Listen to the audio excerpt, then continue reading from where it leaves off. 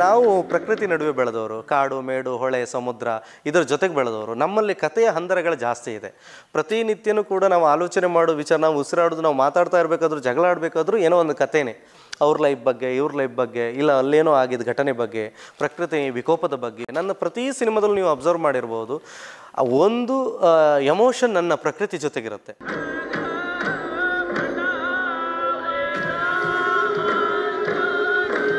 ಗುಮ್ಟಿಯು ಕೂಡ ಅಷ್ಟೇ ಪರಿಶುದ್ಧವಾದ ಆರ್ಟ್ ಸಿನಿಮಾ.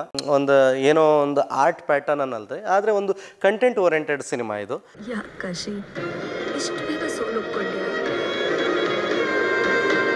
ಏಕೆಂದರೆ ಹೋಲಿ ಹಬ್ಬನ ನಾನು ಹೀಗೂ ಬಣ್ಣಗಳು ಇಲ್ಲದೇನೂ ಆಚರಣೆ ಮಾಡ್ತಾರೆ ಅನ್ನೋ ವಿಷಯ ನಾನು ಕೇಳ್ಪಟ್ಟಿರಲಿಲ್ಲ ಅಥವಾ ನೋಡಿರಲಿಲ್ಲ. ಅದು ಈ ಸಿನಿಮಾದ ಮೂಲಕ ನಂಗೆ ಆ ಹೊಸ ವಿಚಾರ, ಹೊಸ ಸಂಸ್ಕೃತಿ ಗೊತ್ತಾಯಿತು.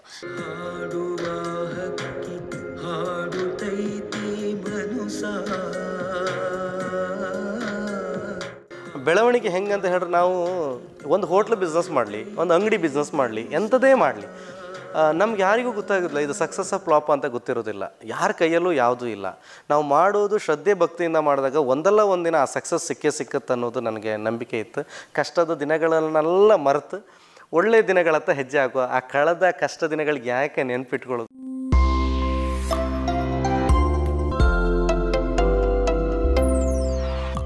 ನಮಸ್ಕಾರ ಸ್ನೇಹಿತರೆ, ಕುಂದಾಪುರ.comನ ಈ ವಿಶೇಷ ಮಾತುಕತೆಗೆ ನಿಮ್ಮೆಲ್ಲರಿಗೂ ಸ್ವಾಗತ.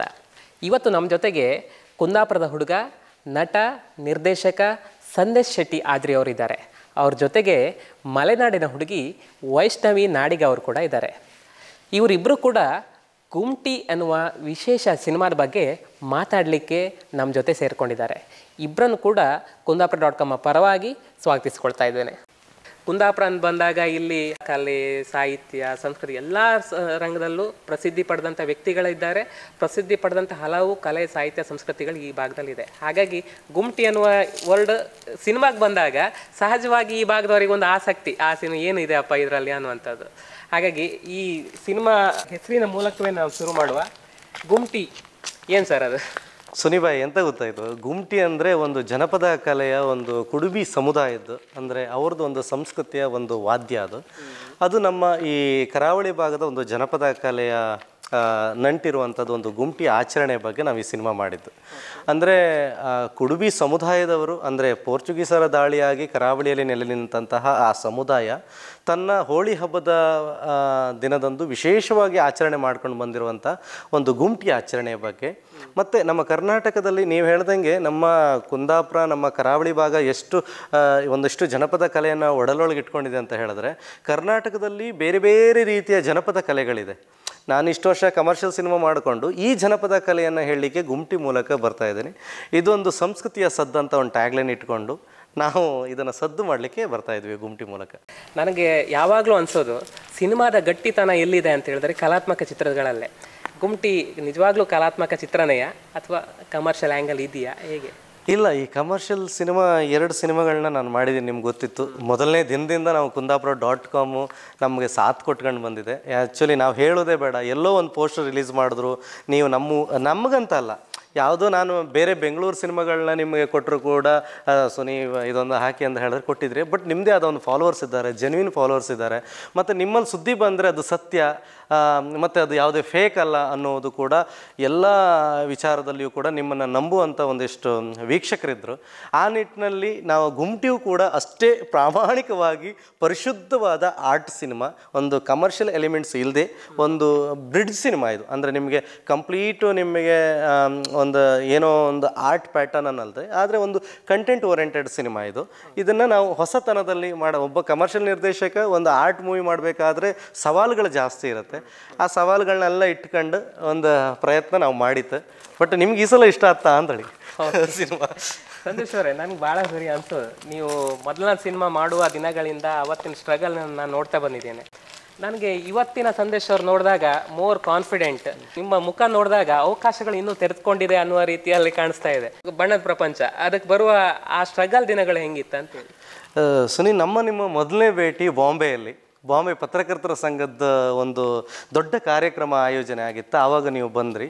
ನೀವು ಕುಂದಾಪುರದವರು, ನಮ್ಮ ಕರಾವಳಿ ಭಾಗದವರು ಅಂದ್ರ ಕೂಡಲೇ ನಮ್ಮಲ್ಲೆಲ್ಲ ಒಂದು ಒಡನಾಟ ಬೆಳೀತು. ಅಲ್ಲಿ ನಾ ಪತ್ರಕರ್ತ ಆಗಿದ್ದೆ, ಅಲ್ಲೂ ಕೂಡ ನೈಟ್ ಕಾಲೇಜಿಗೆ ಹೋಗ್ತಾ ಇದ್ದೆ. ಬಟ್ ಆ ದಿನ ನಿಮ್ಮನ್ನೆಲ್ಲ ನೋಡ್ಕೊಂಡು ನೀವು ನನಗೆ ತೋರಿಸಿದ ಪ್ರೀತಿ, ಅದಾದಮೇಲೆ ನಮ್ಮ ಬಾಂಡಿಂಗ್ ಜಾಸ್ತಿ ಆಗ್ತಾ ಹೋಯ್ತು. ಅದಾದಮೇಲೆ ನಾನು ಆ ಪತ್ರಿಕೋದ್ಯಮದಲ್ಲೇ ಮುಂದುವರಿತಾ ಇದ್ದೆ. ನಂತರ ಸಿನಿಮಾ ಮಾಡಬೇಕಂತ ಆಸೆ. ಅಲ್ಲೇ ಮುಂಬೈಯಿಂದ ಮೊದಲನೇ ಸಿನಿಮಾ PR ಅಮೀನ್ ನಿರ್ಮಾಣದ ಒಂದು ಕತ್ತಲೆ ಕೋಣೆ ಅಂತ ಮಾಡಿದೆ. ಆ ಸಿನಿಮಾದಲ್ಲೇ ಒಂದಿಷ್ಟು ನಿಮಗೆ ಗೊತ್ತಿತ್ತು. ನನ್ನ ಕಷ್ಟದ ದಿನಗಳನ್ನು ಜಾಸ್ತಿ ನಾನು ಹೇಳೋಕೆ ಹೋಗ್ತಿಲ್ಲ, ಎಂತ ಗೊತ್ತಾ, ಅದು ವೇಸ್ಟ್. ಬಟ್ ಆ ಸಾಧಕ ಏನೂ ಗೊತ್ತಿಲ್ಲದೆ ಒಂದು ಚಿತ್ರರಂಗದಲ್ಲಿ ಬಂದು ಗಾಂಧಿನಗರದಲ್ಲಿ ಈಜಾಡೋದಷ್ಟು ಈಸಿ ಇಲ್ಲ. ಆವತ್ತು ಈಜಾಡಬೇಕಾದ್ರೆ ನನ್ನ ಲೋಪದೋಷಗಳು ಇತ್ತು. ಅಂದರೆ ಕಲಿಕೆಯ ಪ್ರಮಾಣತೆ ನನ್ನಲ್ಲಿ ಕೊರತೆ ಇತ್ತು, ಆ ಕಲಿಕೆಯ ಕೊರತೆ ಇತ್ತು. ಏನೋ ಸಿನಿಮಾ ಅಂತ ಹೇಳಿ ಮಾಡಲಿಕ್ಕೆ ಬಂದಿದ್ವಿ. ಒಂದಿಷ್ಟು ಅಪ್ರಿಷಿಯೇಷನು ಮತ್ತು ನೆಗೆಟಿವ್ ಇದೆಲ್ಲ ಬಂದಿದೆ. ಎಲ್ಲವನ್ನ ಕೂಡ ಸನ್ಮಾನವಾಗಿ ತಗೊಂಡು ಸ್ವಲ್ಪ ಗ್ಯಾಪ್ ತಗೊಂಡು ಇನ್ನೊಂದು ಸಿನಿಮಾ ಮಾಡಿದ್ವಿ, ಇನಾಮ್ದಾರ್ ಅಂತ. ಇನಾಮ್ದಾರ್ ಜನರಿಗೆ ಇಷ್ಟ ಆದಂಥ ಸಿನಿಮಾ. ಇನಾಮ್ದಾರು ಕೂಡ ನನಗೆ ನಮ್ಮ ಇದಕ್ಕೆ ಒಂದು ಒಳ್ಳೆ ರೀತಿಯಾಗಿ ಒಂದು ಪುಷ್ಟಿ ಕೊಡ್ತು. ಅದೇ ನಂತರ ಈಗ ಗುಮ್ಟಿ ಬಂತು. ಅದಾದಮೇಲೆ ಇನ್ನೆರಡು ಪ್ರಾಜೆಕ್ಟ್ ಕೂಡ ಪ್ರೊಡ್ಯೂಸರು ರೆಡಿ ಇದ್ದಾರೆ, 2 ಪ್ರಾಜೆಕ್ಟ್ ಆಗ್ತಾ ಇದೆ. ಮುಂದಿನ ಸಿನಿಮಾ ಕೂಡ ಕೋಮಲ್ ಸರ್ ಜೊತೆಗೂ ಮಾಡ್ತಾ ಇದ್ದೀನಿ. ನಿಮ್ಮ ಒಂದು ಹಾರೈಕೆ ಅದು ಅದೇ ರೀತಿ ಇದೆ, ನಿಜವಾಗ್ಲೂ ಆಗ್ತಾ ಇದೆ. ಅಂದರೆ ಬೆಳವಣಿಗೆ ಹೆಂಗಂತ ಹೇಳಿದ್ರೆ, ನಾವು ಒಂದು ಹೋಟ್ಲ್ ಬಿಸ್ನೆಸ್ ಮಾಡಲಿ, ಒಂದು ಅಂಗಡಿ ಬಿಸ್ನೆಸ್ ಮಾಡಲಿ, ಎಂಥದೇ ಮಾಡಲಿ, ನಮ್ಗೆ ಯಾರಿಗೂ ಗೊತ್ತಾಗೋದಿಲ್ಲ ಇದು ಸಕ್ಸಸ್ ಫ್ಲಾಪ್ ಅಂತ ಗೊತ್ತಿರೋದಿಲ್ಲ. ಯಾರ ಕೈಯಲ್ಲೂ ಯಾವುದೂ ಇಲ್ಲ. ನಾವು ಮಾಡೋದು ಶ್ರದ್ಧೆ ಭಕ್ತಿಯಿಂದ ಮಾಡಿದಾಗ ಒಂದಲ್ಲ ಒಂದಿನ ಆ ಸಕ್ಸಸ್ ಸಿಕ್ಕತ್ತೆ ಅನ್ನೋದು ನನಗೆ ನಂಬಿಕೆ ಇತ್ತು. ಕಷ್ಟದ ದಿನಗಳನ್ನೆಲ್ಲ ಮರೆತು ಒಳ್ಳೆ ದಿನಗಳತ್ತ ಹೆಜ್ಜೆ ಹಾಕುವ. ಆ ಕಳೆದ ಕಷ್ಟ ದಿನಗಳಿಗೆ ಯಾಕೆ ನೆನ್ಪಿಟ್ಕೊಳ್ಳೋದು, ಏನಂತೀರ ವೈಷ್ಣವಿ ಅಲ್ವಾ? ಒಳ್ಳೆ ದಿನಗಳ ಹತ್ರ ಖುಷಿಯಾಗಿ ಹೋಗುವ ಅನ್ನೋದು ನಂದೊಂದು ಇದು.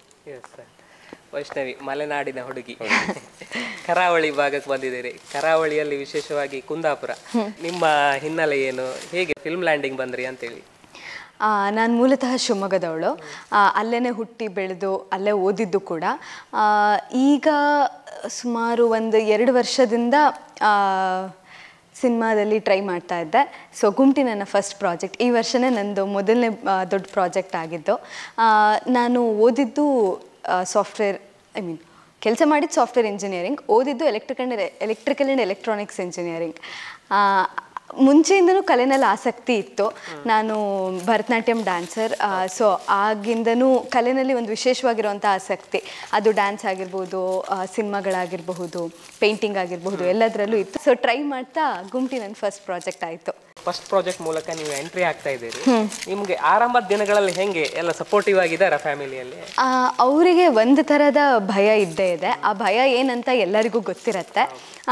ಆದರೆ ಭಯದ ಜೊತೆ ಅವರಿಗೆ ನಾನೇನು ಆಸೆ ಪಡ್ತೀನಿ, ನಾನೇನು ಎಕ್ಸ್ಪ್ಲೋರ್ ಮಾಡೋಕ್ಕೆ ಇಷ್ಟಪಡ್ತೀನಿ ಅದು ಮಾಡಲಿ ಅನ್ನೋ ಒಂದು ಸಪೋರ್ಟಿಂಗ್ ನೇಚರ್ ಕೂಡ ಅವರಿಗಿದೆ. ನನ್ನ ತಾಯಿ ನನಗೆ ಎಷ್ಟು ಸಪೋರ್ಟ್ ಮಾಡಿದ್ದಾರೆ ಅಂತ ನಮ್ಮ ನಿರ್ದೇಶಕರು, ನಮ್ಮ ಇಡೀ ಟೀಮ್ ನೋಡಿದ್ದಾರೆ. ನಮ್ಮ ಮನೆಯಲ್ಲಿ ಬೇಡ ಅಂತನೂ ಇಲ್ಲ, ಬೇಕು ಅಂತನೂ ಇಲ್ಲ, ನಾನು ಏನು ಮಾಡ್ತೀನಿ ಅದಕ್ಕೆ ಸಾಥ್ ಕೊಡ್ತಾರೆ. ಸೊ ಫಸ್ಟ್ ಪ್ರಾಜೆಕ್ಟಿಂದನೂ ನಮ್ಮಮ್ಮ ನನ್ನ ಜೊತೆಗೆ ಸಪೋರ್ಟ್ ಮಾಡಿಕೊಂಡೇ ಇದ್ದಾರೆ. ಹಾಂ, ಸಂದೇಶ್ ಅವರೇ ಹೇಳಿ ಸರ್. ಭಾಳ ಸರಿ ಅನ್ಸೋದು, ನೀವು ಯಾವಾಗ ನಟನೆಯನ್ನು ಆಫ್ ಮಾಡ್ಕೊಳ್ತೀರಿ, ಯಾವಾಗ ನಿರ್ದೇಶನವನ್ನು ಆಫ್ ಮಾಡ್ಕೊಳ್ತೀರಿ, ಯಾವಾಗ ರೈಟಿಂಗ್ ಮಾಡ್ತೀರಿ, ಅಂದರೆ ಮಲ್ಟಿ ಟ್ಯಾಲೆಂಟೆಡ್ ಎಷ್ಟೋ ಜನ ನಮ್ಮ ನಡುವೆ ಪ್ರತಿಭಾನ್ವಂತರು ಇದ್ದಾರೆ. ಅವ್ರಿಗೆ ಕರೆಕ್ಟಾದ ಒಂದು ಫೋಕಸಿಂಗ್ ಅಥವಾ ಕರೆಕ್ಟಾದ ಒಂದು ಚಾನ್ಸ್ ಅಂತೇಳಿ ಸಿಗೋದಿಲ್ಲ ಅಂತೇಳಿ. ಸುನೀಬಾ, ಇನ್ನೊಂದು ಎಂತ ಗೊತ್ತಾ ನಿಮಗೆ, ನಮಗೆ ಯಾರೂ ಕೂಡ ಇಲ್ಲ ಅವಕಾಶ ಮಾಡಿ ಕೊಡೋದಿಲ್ಲ. ನಾವೆಂತ ಮಾಡಿತ್ತಂತ ಹೇಳಿದ್ರೆ, ನಾವು ಹೋಗಬೇಕಾದ್ರೆ, ನಮ್ಮ ಜರ್ನಿ ಮಾಡಬೇಕಾದ್ರೆ ನಾವೆಂತ ಮಾಡೋದು ಗೊತ್ತಿಲ್ಲ, ನಮಗೆ ಎಲ್ಲಿ ಮುಟ್ಟತ್ತಂತ ಗೊತ್ತಿಲ್ಲ. ಬಟ್ ಒಂದು ಗುರಿ ಅಂತೂ ಇತ್ತು. ನಾನಿವತ್ತು ಲಾಸ್ಟ್ ತುದಿಗೆ ಹೋಗಿ ನಿಂತ್ಕೊಂಡ್ಕಂತ ಹೇಳಿದ್ರೆ ಸ್ವಲ್ಪ ಲೇಟ್ ಆಗ್ಬೋದು, ಒಂದು 2-3 ವರ್ಷ ಲೇಟ್ ಆಗ್ಬೋದು. ಬಟ್ ಇನ್ನೊಬ್ಬರ ಅಂಡರ್ ಹೋಗ್ಲಿಕ್ಕೆ ಆಗೋದಿಲ್ಲ ನಮಗೆ. ಯಾಕಂತ ಹೇಳಿದ್ರೆ ನನ್ನದೇ ಆದ ತಂಡ ಇದೆ, ನನ್ನ ಜೊತೆಗೆ ನನ್ನನ್ನು ನಂಬ್ಕೊಂಡು ಬಂದವರಿದ್ದಾರೆ. ನಾನು ಒಬ್ಬ ಹೋಗ್ಬೋದು, ಈಗ ಬೇರೆ ಯಾರು ಕರೆದ್ರೆ. ನಾನೀಗ ಬೇರೆ ಸಿನಿಮಾದಲ್ಲಿ ಆ್ಯಕ್ಟ್ ಮಾಡಿ ಬಂದಿದ್ದೆ. ಮಲಯಾಳಂ ಸಿನಿಮಾ ಮಾಡಿದ್ದೀನಿ, ತಮಿಳ್ ಒಂದು ಮಾಡಿದ್ದೀನಿ, ಮರಾಠಿ ಒಂದು ಮಾಡಿದ್ದೀನಿ, ಕನ್ನಡ ಮಾಡಿದ್ದೀನಿ, ಬೇರೆ ವಿಲನ್ ಪಾತ್ರಗಳನ್ನೆಲ್ಲ ಮಾಡಿದ್ದೀನಿ. ಅಂದರೆ ನಾನು ಹಾಗೆ ಒಂದು ಸಿನಿಮಾ ಆ್ಯಕ್ಟ್ ಮಾಡಿ ಹೋದುವಾಗ ನನಗೆ ಒಂದು ಕಾಡ್ತಾ ಇರುತ್ತೆ, ನಾನು ಒಬ್ಬನೇ ಹೋಗೋದಾ, ನನ್ನ ಜೊತೆ 2-3 ಜನ ನನ್ನ ಫ್ರೆಂಡ್ಸ್ ಇದ್ದರು, ಅವರಿಗೂ ನಾನಲ್ಲಿ ಅವಕಾಶ ಕೊಟ್ಟು, ಇದು ನನ್ನ ಮನಸ್ಥಿತಿ. ಹಾಗಾಗಿ ನಾನೆಂತ ಮಾಡ್ತಾಯಿದ್ದೀನಿ, ನಾನೇ ಕ್ರಿಯೇಟ್ ಮಾಡ್ತಾಯಿದ್ದೀನಿ. ಅಂದರೆ ನಮ್ಮವರಿಗೆ, ನನ್ನ ಜೊತೆಗೆ ನನ್ನ ಸಾಧಕ ಬಾಧಕಗಳನ್ನು ನಿಂತಂಥ ನನ್ನ ಸ್ನೇಹಿತರಿಗೆ ನಮ್ಮ ಸಿನಿಮಾ ತಂಡದಲ್ಲೇ ಅವಕಾಶ ಸಿಗಬೇಕು, ನಮ್ಮ ಪ್ರೊಡಕ್ಷನಲ್ಲೇ ಅವಕಾಶ ಸಿಗಬೇಕು, ಇನ್ನು ನಾನು ಮಾಡುವಂಥ ಎಲ್ಲ ಸಿನಿಮಾಗಳಲ್ಲಿ ಅವಕಾಶ ಸಿಗಬೇಕು. ನಮ್ಮ ಜೊತೆಗಿದ್ದವ್ರನ್ನ ನಾವು ಯಾವತ್ತೂ ಬಿಟ್ಟರೆ ಅದಕ್ಕೊಂದು ಅರ್ಥ ಇಲ್ಲ ಅನ್ನೋದು ನನ್ನ ಮನೋಭಾವ. Yes sir. ಅದೇ ನೀವು ಮಾಡಿರುವ ನಿರ್ದೇಶನ ಮಾಡಿರುವ 3 ಸಿನಿಮಾಗಳು ಈಗ ಗುಂಪಿ ಸೇರಿ ಎಲ್ಲ ಕೂಡ ಡಿಫ್ರೆಂಟ್ ಜಾನರ್ ಅಲ್ಲಿ ಇದೆ. ಕತ್ತಲೆ ಕೋಣೆ ಇರ್ಬೋದು, ಇಮಾನ್ದಾರ್ ಇರ್ಬೋದು. ಒಂದು ಜಾನರ್ ಹಿಡ್ಕೊಂಡ್ರೆ ಅದನ್ನೇ ಫಾಲೋ ಮಾಡ್ತಾ ಹೋಗ್ತಾರೆ, ಯಾಕಂದ್ರೆ ಅಲ್ಲಿ ಒಂದು ಸಸ್ಟೈನಿಟಿ ಇರುತ್ತೆ ಅನ್ನೋ ಕಾರಣಕ್ಕೆ. ಆದ್ರೆ ನೀವು ಎಲ್ಲ ಸರಿನೂ ಚಾಲೆಂಜ್ ಆಗಿ ತಗೊಳ್ತಾ ಇದ್ರಿ, ಬೇರೆ ಬೇರೆ ಜಾನರ್ನ ಆಫ್ ಮಾಡ್ಕೊಂಡು.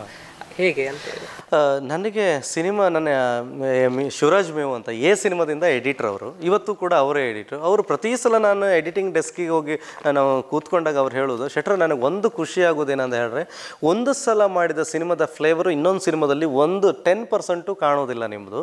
ಅದು ನನಗೆ ಖುಷಿ. ಪ್ರತಿ ಸಲನೂ ಅಪ್ಡೇಟ್ ಆಗಿ ಬರ್ತೀರಾ, ಪ್ರತಿ ಸಲನೂ ನೀವು ಅದ್ರ ಬಗ್ಗೆ ಇಂಟ್ರೆಸ್ಟಿಂಗ್ ಆಗಿ ಬೇರೆ ಏನೋ ಹೇಳಬೇಕಂತ ಬರ್ತೀರಲ್ಲ. ಇದು ಒಂದಲ್ಲ ಒಂದು ದಿನ ಕಚ್ಕೊಳ್ಳುತ್ತೆ, ಒಂದಲ್ಲ ಒಂದು ದಿನ ಸಕ್ಸಸ್ ಫಾರ್ಮುಲಾದಲ್ಲಿ ನೀವು ಕೂಡ ಇರ್ತೀರಾ ಅನ್ನೋದು. ಯಾಕಂದರೆ ಸಕ್ಸಸ್ ಫಾರ್ಮುಲಾ ಯಾರಿಗೂ ಗೊತ್ತಿಲ್ಲ, ಎಲ್ಲ ಕ್ಷೇತ್ರದಲ್ಲೂ ಹಾಗೆ. ಬಟ್ ಆ ರೇಂಜಿಗೆ ನೀವು ಹೋಗ್ತೀರಾ ಅನ್ನೋದು ಅವರು. ಅದು ಏನಂತ ಹೇಳಿದ್ರೆ, ನಾವು ಪ್ರಕೃತಿ ನಡುವೆ ಬೆಳೆದವರು, ಕಾಡು ಮೇಡು ಹೊಳೆ ಸಮುದ್ರ ಇದರ ಜೊತೆಗೆ ಬೆಳೆದವರು. ನಮ್ಮಲ್ಲಿ ಕಥೆಯ ಹಂದರಗಳು ಜಾಸ್ತಿ ಇದೆ. ಪ್ರತಿನಿತ್ಯನೂ ಕೂಡ ನಾವು ಆಲೋಚನೆ ಮಾಡೋ ವಿಚಾರ, ನಾವು ಉಸಿರಾಡೋದು, ನಾವು ಮಾತಾಡ್ತಾ ಇರಬೇಕಾದ್ರೂ, ಜಗಳ ಆಡಬೇಕಾದ್ರೂ ಏನೋ ಒಂದು ಕಥೆನೇ. ಅವ್ರ ಲೈಫ್ ಬಗ್ಗೆ, ಇವ್ರ ಲೈಫ್ ಬಗ್ಗೆ, ಇಲ್ಲ ಅಲ್ಲೇನೋ ಆಗಿದ್ದ ಘಟನೆ ಬಗ್ಗೆ, ಪ್ರಕೃತಿ ವಿಕೋಪದ ಬಗ್ಗೆ, ಪ್ರಕೃತಿ ನಾಶದ ಬಗ್ಗೆ. ನನ್ನ ಪ್ರತಿ ಸಿನಿಮಾದಲ್ಲೂ ನೀವು ಅಬ್ಸರ್ವ್ ಮಾಡಿರ್ಬೋದು, ಒಂದು ಎಮೋಷನ್ ನನ್ನ ಪ್ರಕೃತಿ ಜೊತೆಗಿರುತ್ತೆ. ಅದು ತಂದೆ ತಾಯಿಯ ಎಮೋಷನ್ ಇರ್ಬೋದು, ಒಬ್ಬ ಮಾಧ್ಯಮದ ಪ್ರತಿನಿಧಿಯ ತೊಡಲಾಟ ಇರ್ಬೋದು, ಇಲ್ಲ ಇನ್ನೊಂದು ಪ್ರಕೃತಿಯ ನಡುವಿನ ಸಮರಗಳಿರ್ಬೋದು. ಇದೆಲ್ಲವುದನ್ನು ನಾನು ಸಿನಿಮಾದ ಮೂಲಕ ಹೇಳೋಕೆ ಹೊರಟಿದ್ದೀನಿ. ಅಂದರೆ ಇನ್ನೂ 3 ಪ್ರಾಜೆಕ್ಟ್ ಓಕೆ ಆಗಿದೆ. ಆ 3 ಪ್ರಾಜೆಕ್ಟು ಕೂಡ ಬೇರೆ ಬೇರೆ ರೀತಿಯ ಕತೆ ಅಂದರೆ. ಬಟ್ ಒಂದು ಸಕ್ಸಸ್ ಬೇಕು, ಅದು ಕರ್ನಾಟಕದ ಜನರ ಕೈಯಲ್ಲಿದೆ, ನಮ್ಮ ಕೈಯಲ್ಲಿಲ್ಲ. ಬಟ್ ಪ್ರಯತ್ನ ಪಡ್ತೀವಿ, ಪ್ರಯತ್ನ ಅಂತೂ ನಿಲ್ಲಿಸೋದಿಲ್ಲ. ಆದರೆ ಗುಂಪಿ ಸ್ವಲ್ಪ ಚಾಲೆಂಜಿಂಗ್ ಅಂತ ಅನ್ಸುತ್ತೆ, ನೀವು ಸಕ್ಸಸ್ ದೃಷ್ಟಿಯಿಂದ ನೋಡೋದಾದ್ರೆ. ಹೆಂಗೆ ಈ ಆಲೋಚನೆ ಬಂತಂತೆ? ನಮಗೆ ವಿಕಾಸ್ ಯಶ್ ಶೆಟ್ಟಿ ಅಂತ ಹೇಳಿ ಇದರದ್ದು ನಿರ್ಮಾಪಕರು. ನನ್ನ ಹಿಂದಿನ ಎಲ್ಲ ಪ್ರೊಡ್ಯೂಸರು ಕೂಡ ಅವರೇ ನಮ್ಮ ಗಾಡ್ ಫಾದರ್. ಯಾಕಂತ ಹೇಳಿದ್ರೆ ನಮಗೆ ಬೇರೆ ಗಾಡ್ ಫಾದರ್ಗಳಿಲ್ಲ, ನಮಗೆ ಹಿಂಗೆ ದಾರಿ ತೋರಿಸೋರು ಇರಲ್ಲ. ನಮ್ಮನ್ನು ನಂಬಿ ಫೈನಾನ್ಸ್ ಮಾಡುವವರು, ಅದಕ್ಕೆ ಹಣ ಹಾಕೋರು ಇದ್ದಾರಲ್ಲ, ಅವರೇ ನಮಗೆ ಗಾಡ್ ಫಾದರು. ವಿಕಾಸ್ ಯಶ್ ಶೆಟ್ಟಿ ಅವರು ಕೂಡ ಇದನ್ನು ನಮಗೆ ನೀಟಾಗಿ ನಾವು ಹೇಳಿದ ಕೂಡಲೇ, ಕತೆ ಹೇಳಿದ ಕೂಡಲೇ ಅದಕ್ಕೆ ಸ್ಪಂದಿಸಿ, ಅದರಲ್ಲಿ ಆರ್ಟ್ ಮೂವಿಯಲ್ಲಿ ಹಣ ಬರೋದಿಲ್ಲ ಸರ್. ನಿಮಗೆ ಗೊತ್ತಿದೆ, ನಿಮಗೆ ಎಲ್ಲ ಕಮರ್ಷಿಯಲ್ ಸಿನಿಮಾಕ್ಕಿಂತ ನೋಡಲಿಕ್ಕೆ ಮುದ ಕೊಡುವುದು, ಅದು ಖುಷಿ ಕೊಡುವುದು ಒಂದು ಆರ್ಟ್ ಪ್ಯಾಟರ್ನ್ ಸಿನಿಮಾದಲ್ಲಿ. ಅಂದರೆ ನೀಟಾಗಿ ನಾವು ನರೇಷನ್ ಮಾಡಿಕೊಂಡು ಆ ಕಥೆಯನ್ನು ನೀಟಾಗಿ ಸಸ್ಟೈನ್ ಮಾಡ್ಕೊಂಡು ಹೇಳ್ಕೊಂಡು ಹೋಗ್ಬೋದು. ಎಲ್ಲಿ ಕಮರ್ಷಿಯಲ್ ಆ ಸಾಂಗು ಅದು ಇದು ಫೈಟು ಗೀಟು ಇಲ್ಲದೆ. ಆದರೆ ಅದಕ್ಕೆ ಒಪ್ಪಿಕೊಂಡು ದುಡ್ಡು ಬರುವುದಿಲ್ಲ ಅಂತ ಗೊತ್ತಿದ್ದರೂ ಕೂಡ ವಿಕಾಸ್ ಯಶ್ ಶೆಟ್ಟಿ ಅವರು ಅದಕ್ಕೆ ನಿರ್ಮಾಣ ಮಾಡಲಿಕ್ಕೆ ನಮ್ಮ ಜೊತೆ ಸಾಥ್ ಕೊಟ್ಟದ್ದು ನಂಗೆ ಭಾರಿ ಖುಷಿ ಇದೆ. ಬಟ್ ಅವರಿಗೂ ಕೂಡ ಮೊನ್ನೆ ಸಿನಿಮಾ ನೋಡಿದಾಗ ಅಷ್ಟು ಅದ್ಭುತವಾಗಿ ಚೆನ್ನಾಗಿ ಬಂದಿದೆ. ಪ್ರಭಾಕರ್ ಕುಂದರ್ ಅವರು ತಂದೆ ಪಾತ್ರ ಮಾಡಿದ್ದಾರೆ, ಸ್ವರಾಜ್ಯಲಕ್ಷ್ಮಿ ಅವರು ತಾಯಿ ಪಾತ್ರ ಮಾಡಿದ್ದಾರೆ, ನಮ್ಮ ಕರಾವಳಿಯ ಸ್ಥಳೀಯ ರಂಗಭೂಮಿ ಕಲಾವಿದರು ಎಲ್ಲರೂ ಕೂಡ ಇದರಲ್ಲಿ ಪಾತ್ರ ಮಾಡಿದ್ದಾರೆ. ಯಶ್ ಆಚಾರ್ಯ ಇರ್ಬೋದು, ಕರಣ್ ಕುಂದರ್ ಇರ್ಬೋದು, ಹಾಗೆ ನಿಮ್ಗೆ ಗೊತ್ತಲ್ಲ, ನನ್ನ ಹಳೆ ಟೀಮ್ಗಳು ಎಲ್ಲರೂ ಕೂಡ ಇದರಲ್ಲೇ ಇದ್ದಾರೆ, ಅದೇ ಪಾತ್ರ ಮಾಡಿದ್ದಾರೆ. ತಾರಗಣ ಅನ್ನೋದು ಬಹಳ ದೊಡ್ಡ ರೋಲ್ ಪ್ಲೇ ಮಾಡುತ್ತೆ ಯಾವುದೇ ಸಿನಿಮಾ ಸಕ್ಸಸ್ ಅಲ್ಲಿ. ಆದ್ರೆ ನಿಮ್ಮ ಜೊತೆಗೆ ಒಂದು ಒಳ್ಳೆ ಟೀಮ್ ಇದೆ ಅಂತ ನಾನು ಅನ್ಕೊಂಡಿದ್ದೆ. ಅದ್ರ ಜೊತೆಗೆ ವಿಶೇಷವಾಗಿ ಪ್ರಥಮ ಬಾರಿಗೆ ವೈಷ್ಣವಿ ಅವರು ನಿಮ್ಮ ಜೊತೆ ಆಗಿದ್ದಾರೆ. ಇವ್ರು ಹೇಗೆ ಸಿಕ್ಕಿದ್ರು ನಿಮ್ಗೆ ಅಂತೇಳಿ? ವೈಷ್ಣವಿ ಈಗ ಒಂದು 10 ರಿಂದ 15 ಜನ ಆರ್ಟಿಸ್ಟ್ ಸೆಲೆಕ್ಟ್ ಮಾಡೋದು. ಹೀರೋಯಿನ್ ಸೆಲೆಕ್ಟ್ ಮಾಡೋದ್ರಲ್ಲಿ ಸ್ವಲ್ಪ ನಾನು ವೀಕ್. ನನ್ನ ಟೀಮಿಗೆ ಹೇಳ್ತೀನಿ, ನಮ್ಮ ಅಶ್ವಥ್ ಇರ್ಬೋದು, ಕರ್ಣನ್, ಇವರಿಗೆ ನನ್ನ ನಾಗೇಶ್ ಮ್ಯಾನೇಜರ್, ಇವರಿಗೆಲ್ಲ ನಾನು ಹೀರೋಯಿನ್ ಒಂದು ಆಯ್ಕೆ ಮಾಡಿಕೊಡಿ, ಬೇರೆ ಎಲ್ಲರನ್ನೂ ನಾನು ಆಯ್ಕೆ ಮಾಡ್ತೀನಿ ಅಂತ ಹೇಳ್ತಿದ್ದೀನಿ. ಬಟ್ ನಮ್ಮ ಶೂಟಿಂಗಿಗೆ ಇಮಿಡಿಯೇಟ್ ಬೇಕಿತ್ತು. 10-15 ಜನ ಪ್ರೊಫೈಲ್ ಬಂದಿತ್ತು, ಎಲ್ಲ ನೋಡ್ತಾ ಇದ್ವಿ, ಯಾವುದೂ ಇಷ್ಟ ಆಗ್ತಾ ಇರಲಿಲ್ಲ. ಕಡೆಗೆ ಯಾರೋ ರಂಗಭೂಮಿ ಆರ್ಟಿಸ್ಟ್ ಇದ್ದರೆ ನೋಡಿ, ನೀವೆಲ್ಲ ನೋಡಿ ಆದಮೇಲೆ ನಿಮಗೆ ಓಕೆ ಆದಮೇಲೆ ನಂಗೆ ಕಳಿಸಿ ಅಂತ ಹೇಳಿದಾಗ ಈಕೆ ಒಂದು ಪ್ರೊಫೈಲ್ ಬರುತ್ತೆ. ಬಟ್ ನಾವು ಏನು ಅಂದ್ಕೊಂಡಿದ್ದೀವಿ ಅದಕ್ಕೆ ಅಚ್ಚುಕಟ್ಟಾಗಿ, ಯಾಕಂದರೆ ಮಲೆನಾಡ ಹುಡುಗಿ ಕುಂದಾಪುರ ಭಾಷೆಯನ್ನು ಮಾತಾಡೋದು ಅಷ್ಟು ಈಸಿ ಇಲ್ಲ. ನಮ್ಮ ಕುಂದಾಪುರದವರಿಗೆ ಕೆಲವು ಸಲ ಕುಂದಾಪುರ ಭಾಷೆ ಮಾತಾಡೋದು ಕಷ್ಟ. ನಾವು ಮೈಕ್ ಹಿಡಿದ್ರು ಕೂಡ ನಾವು ಶುದ್ಧ ಕನ್ನಡ ಮಾತಾಡೋದು, ನಾವು ಹಾಗೆ ಮಾತಾಡೋತೀವಿ, ಕುಂದಾಪುರ ಕನ್ನಡ ಎಂತಕ್ಕಂದರೆ ಅದು ಎಲ್ಲೋ ನೀವೆಲ್ಲ ಮಾತಾಡ್ತೀರಿ, ನಾವೆಲ್ಲ ಮಾತಾಡತ್ತೆ, ಒಂದೊಂದ್ಸಲ ನಮ್ಗೆ ಅದು ತಪ್ಪಿ ಬತ್ತು. ಆಕೆ ಅದನ್ನು ಕಲ್ತ್ಕೊಂಡು ನೀಟಾಗಿ ಆ ಸ್ಕ್ರಿಪ್ಟನ್ನು ಬರ್ಕೊಂಡು ಸ್ಟಡಿ ಮಾಡ್ಕೊಂಡು ಆ ಡೆಡಿಕೇಶನ್ ಇದೆಯಲ್ಲ ಸರ್. ಈಗ ನಾವೆಲ್ಲ ಆರ್ಟಿಸ್ಟ್ ಜೊತೆಗೂ ಕೆಲಸ ಮಾಡ್ತೀವಿ, ಬಟ್ ನಾನು ಮಾಡುವ ಕೆಲಸ ಎಷ್ಟು ಬೇಕು ಅಷ್ಟೇ ಕೆಲಸಗಳನ್ನ ಮಾಡಿಕೊಂಡು, ಯಾವುದೇ ಕಾಂಟ್ರವರ್ಸಿಗಳಿಲ್ಲದೆ, ಯಾವುದೇ ಸಿನಿಮಾ ತಂಡಕ್ಕೆ ತೊಂದರೆ ಮಾಡದೆ, ಆನ್ ಟೈಮಿಗೆ ಬಂದು ಶೂಟಲ್ಲಿ ನಿಂತು, ಬೆಳಗ್ಗೆ 5:15 ಹೋಗಿ ನಿಲ್ಸಿದ್ದೀವಿ, 6 ಗಂಟೆ ಫಸ್ಟ್ ಶಾಟ್ ತೆಗಿಬೇಕಿತ್ತು, ಆಕೆ ಎದ್ದು ಬಂದು, ಆವಾಗ ಆಕೆ ಡೆಡಿಕೇಶನ್ ಗೊತ್ತಾಯಿತು. ಇದನ್ನು ನಾವು ಹೇಳ್ತೀವಿ. ಅದೇ ಆಕೆ ಮಾಡಿರುವ ಆ ಕೆಲಸದಲ್ಲಿ ನಮ್ಮ ಕಿರಿಕಿರಿ ಕೊಟ್ಟಿರೋ ದೇವರನ್ನೇ ನಾವು ಹೊಗಳೋದಿಲ್ಲ. ನಾವು ಹೊಗಳರು ಭಟ್ರು ಅಂತೂ ಅಲ್ಲ, ಅಂದರೆ ನಾವು ಹೊಗಳೋದಿಲ್ಲ. ನಂತರ ನಾವು ಆಕೆ ಏನು ಮಾಡಿದ್ದಾಳೆ ಅದನ್ನು ನಿಜವಾಗ್ಲೂ ಹೇಳಲೇಬೇಕು. ನಾವು ಅಂಥ ಪ್ರಾಮುಖ್ಯತೆಯನ್ನು ನಮ್ಮ ಸಿನಿಮಾಗೆ ಕೊಟ್ಟಿದ್ದಾರೆ. ಬಟ್ ನಮ್ಮೆಲ್ಲರಿಗಿಂತ ಚೆಂದ ಕಾಣೋದು, ಅದ್ಭುತವಾಗಿ ಆ್ಯಕ್ಟ್ ಮಾಡಿದ್ದು ಆಕೆ. ಮೊದಲನೇ ಸಿನಿಮಾ ಅನ್ಸೋದೇ ಇಲ್ಲ. ಕುಂದಾಪುರದ ಸ್ಲ್ಯಾಂಗ್ ಕಲಿಬೇಕು, ಸಿನಿಮಾನ ಅರ್ಥ ಮಾಡ್ಕೊಳ್ಬೇಕು, ಮೊದಲೇ ಸಿನಿಮಾ, ಎರಡೆರಡು ಚಾಲೆಂಜ್ ಇತ್ತು ನಿಮಗೆ, ಹಾಂ. ಹೆಂಗೆ ಫೇಸ್ ಮಾಡಿದ್ರಿ ಅಂತೇಳಿ? ಕುಂದಾಪುರ ಉಪಭಾಷೆ ಕಲಿತ ನನಗೇನು ಕಷ್ಟ ಅಂತ ನಾ ಹೇಳಕ್ಕೆ ಹೋಗೋದಿಲ್ಲ. ಏಕೆಂದರೆ ನನಗೆ ಭಾಷೆ ಕಲಿಯೋದ್ರಲ್ಲಿ ಆಸಕ್ತಿ ಇದೆ. ಪ್ರತಿ ಭಾಷೆನೂ ಒಂಥರ ಹೊಸದಾಗಿರುತ್ತೆ. ಕುಂದಾಪುರ ಭಾಷೆ ಕೂಡ ಅದರದ್ದೇ ಆಗಿರುವಂಥ ಸೊಗಡು ಹೊಂದ್ಕೊಂಡಿದೆ. ಕಲಿಯೋದು ಕೂಡ ನಮ್ಮ ಟೀಮ್ ನನಗೆ ತುಂಬ ಸಪೋರ್ಟಿವ್ ಆಗಿತ್ತು. ಎಲ್ಲರೂ ಸರಿಂದ ಹಿಡಿದು ನಮ್ಮ ಮ್ಯಾನೇಜರ್, ಪ್ರೊಡಕ್ಷನ್ ಮ್ಯಾನೇಜರ್ ನಾಗೇಶ್ ಅವರು ಇರಬಹುದು, ಎಲ್ಲರೂ ನನ್ನ ಕೋ ಆರ್ಟಿಸ್ಟ್ಗಳು ಸ್ವರಾಜ್ಯಲಕ್ಷ್ಮಿ ಅವರು, ಪ್ರಭಾಕರ್ ಕುಂದರ್ ಅವರು, ಅವರೆಲ್ಲರೂ ನನಗೆ ಹೆಲ್ಪ್ ಮಾಡಿದರು, ಸಪೋರ್ಟ್ ಮಾಡಿದರು ಕಲಿಯೋದಕ್ಕೆ. ಮತ್ತು ಫ್ರೀ ಟೈಮಲ್ಲಿ ಅದನ್ನು ಕಲಿತಾ ಇದ್ದಿದ್ದರಿಂದ ಅಂತಹ ಅಂದರೆ ಕೆಲಸದ ಜೊತೆ ಟೈಮ್ ಪಾಸಲ್ಲಿ ನಾವು ಫನ್ ಮಾಡೋ ಥರ ಇತ್ತು ಆ ಭಾಷೆ ಕಲಿಯೋದು. ಕಷ್ಟ ಅಂತ ಅನಿಸ್ಲಿಲ್ಲ.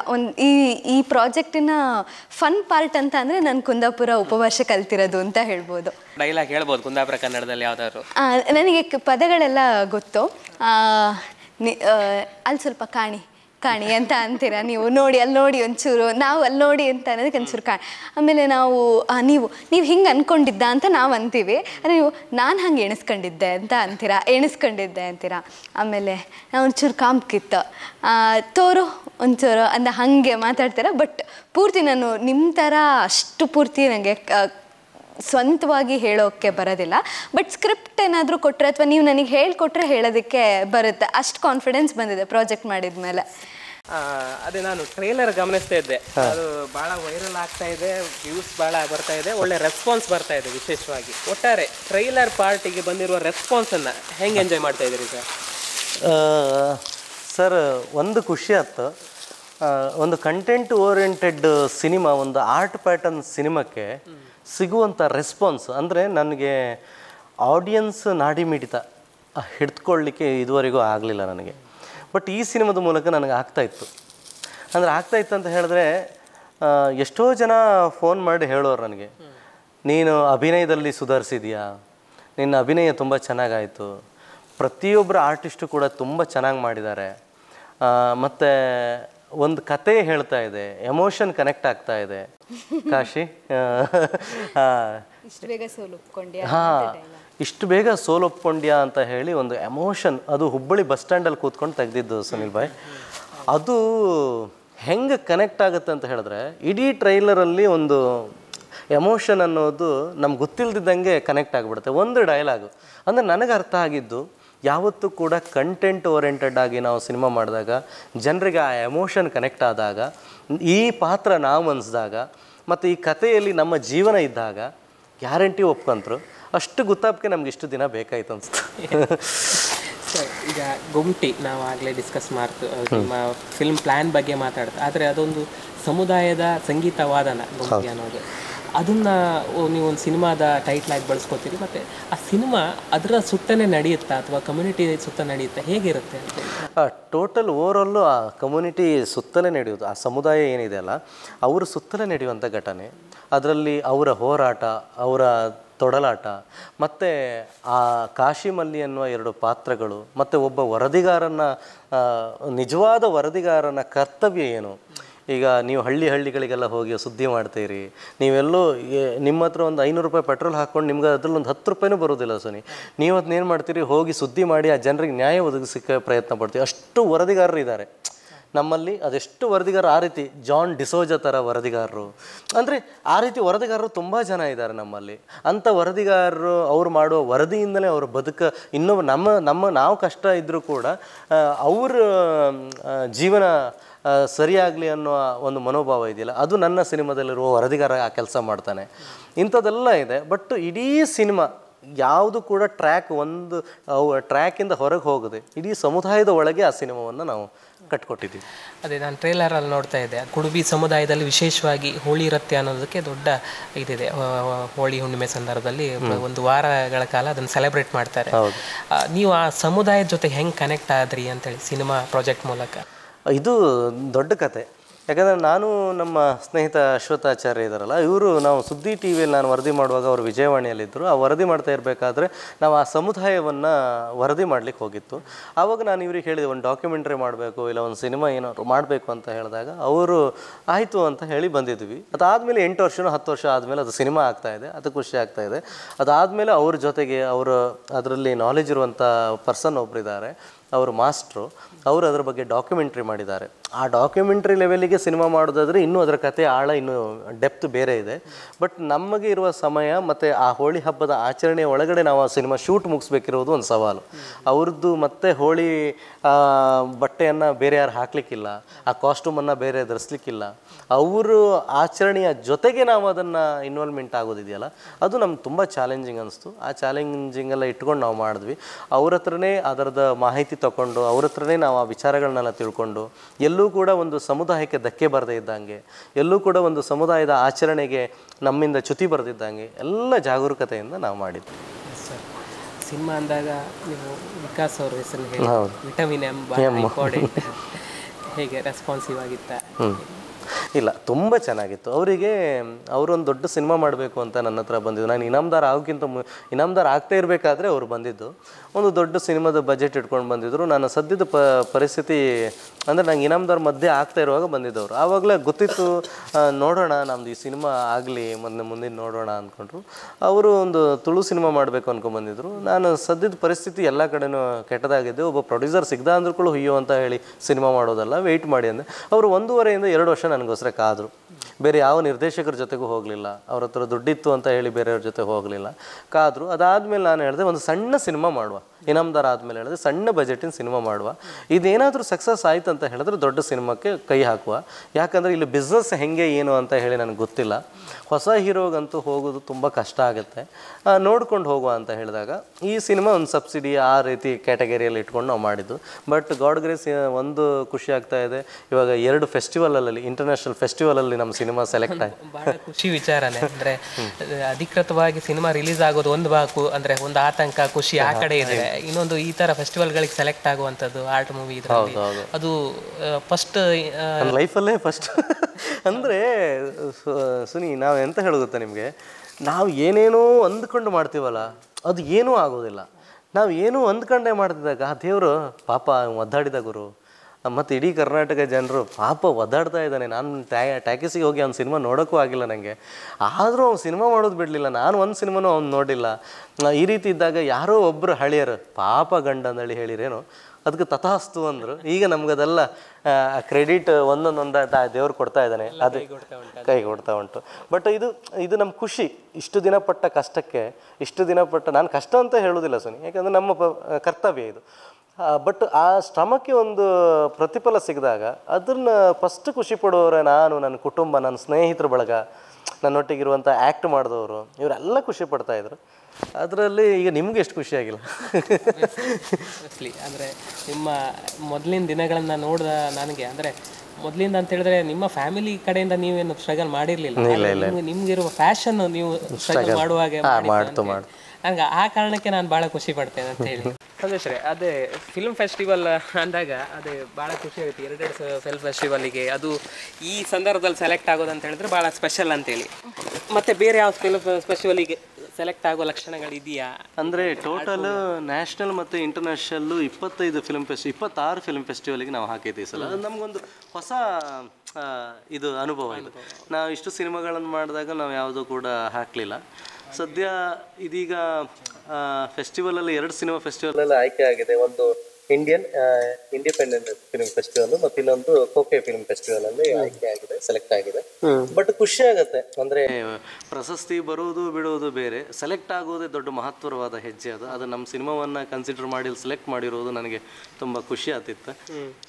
ಮೊದಲನೇ ಸಿನಿಮಾಕ್ಕೆ ಈ ಹಕ್ಕಿ ಗಿರಿ ಹೈಕೊಂಡು ಪೋಸ್ಟಲ್ ಅದನ್ನು ಸಂತೋಷ ವ್ಯಕ್ತಪಡಿಸೋದಿದೆಯಲ್ಲ, ಅದು ಯಾವ ದುಡ್ಡಿಗೂ ಅದರದ ಬೆಲೆ ಕಟ್ಟಲಿಕ್ಕೆ ಆಗ್ತಿಲ್ಲ ಅಂತ. ವೈಷ್ಣವಿ ಅವರು, ನಿಮಗೆ ಒಂದು ಸ್ಪೆಷಲ್ ಮೂಮೆಂಟ್ ಕ್ರಿಯೇಟ್ ಆಗಿರುತ್ತೆ ಸಿನಿಮಾದಲ್ಲಿ, ಶೂಟಿಂಗ್ ಇರ್ಬೋದು, ಒಡನಾಟ ಇರ್ಬೋದು, ಯಾವ್ದಾದ್ರು ಒಂದು ನೆನ್ಪು ಮಾಡ್ಕೊಳ್ಳೋದಿದ್ರೆ?